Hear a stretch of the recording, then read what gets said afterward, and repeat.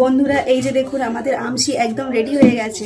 এই যে আমসি একদম হয়ে গেছে। এইটা এবারে এই যে এর মধ্যে বেশ সংরক্ষণ করে রাখি ভালোভাবে। এই আমসিটা সারা বছর চলবে। তো চলুন বন্ধুরা আমরা দেখে নিই কিভাবে আমরা আমসিটা তৈরি করলাম। এখানে দেখুন বন্ধুরা আমি আম কাটতে বসে গিয়েছি। আগে থেকে আমটাকে দুভাগ করে দিয়েছিল আমার বর। তারপরে আমি এইগুলোকে সব ছাড়িয়ে নিচ্ছি। আর এগুলোকে ছাড়িয়ে ওই যে পাশে বড় গামলাটা রয়েছে ওর মধ্যে আমি কেটে রেখে দেব। আর এই দেখুন আমার সব কাটা হয়ে গেছে। আর এগুলোকে একটু জলের মধ্যে ভিজিয়ে রেখেছি, রাখলে আঠাগুলো বেরিয়ে যাবে। তারপরে এই একটা বড় হাঁড়ি নিয়েছি, বড় হাঁড়ির মধ্যে দিয়ে দিচ্ছি খানিকটা লবণ। আর হ্যাঁ, আপনাদেরকে বলে রাখি যে 5 কেজি আম, 5 কেজি আমেতে আমরা নিয়েছি 500 গ্রাম মোটা লবণটা।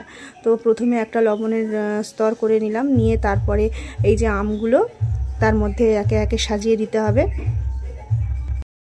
দেখুন বন্ধুরা এখানে আমার একটা লেয়ার সাজানো প্রায় কমপ্লিট হয়ে এসছে। তো এরপর আবার ফের এর উপর দিয়ে লবণটা ছড়িয়ে দিতে হবে। প্রায় একটু বেশি পরিমাণে লবণটা দিতে হবে। আর এখানে পুরো প্যাকেটটাই আমরা ব্যবহার করেছি, মানে এই 5 কেজি আমেতে। তো এর উপর আবার ফের আমগুলো দিয়ে সাজিয়ে দিচ্ছে।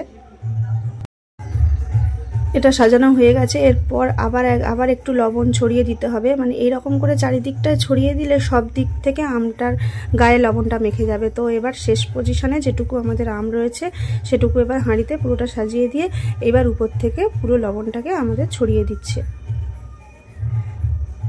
সুন্দর করে ছড়িয়ে দিতে হবে যাতে আমের সব দিকে মানে লবণের পরিমাণটা ঠিকঠাক থাকে।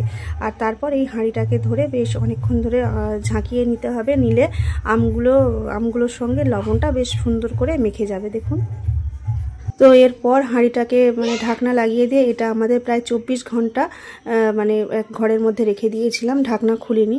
তারপরে 24 ঘন্টার পরে সকালবেলা এটা বের করা হয়েছে আমটাকে। এবার এই আমগুলোকে একটা একটা করে রোদে দিতে হবে। ওই যে দেখুন চালের উপরে আমাদের ওই তক্তা একটা দিয়ে দিয়েছে, ওর উপরেই আমগুলোকে সাজিয়ে দেবো।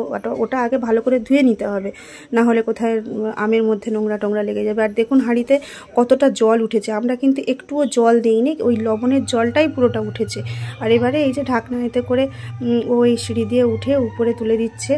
আর এই যে দেখুন উপরে সন্তু আমগুলোকে রোদে দিচ্ছে। এটা আমরা প্রথম দিন রোদে দিচ্ছি। এই রকম করে আমাদের মানে একদিন ছাড়া একদিন প্রায় 4টে রোদ খাওয়ানো হয়েছিল। তো রোদ খাওয়ানোর পরে এটা 4র্থবার রোদ খাওয়ানোর পর দেখুন আমগুলোর অবস্থা অনেকটা শুকিয়ে এসছে। তো এই যে বিকেলবেলা আমার বর এবার আমগুলোকে নামিয়ে নিচ্ছে। তো ওখান থেকে মানে ওই তক্তা থেকে তুলে নিয়ে হাঁড়ির মধ্যে রেখে দিচ্ছে। এটাকে পরে আমি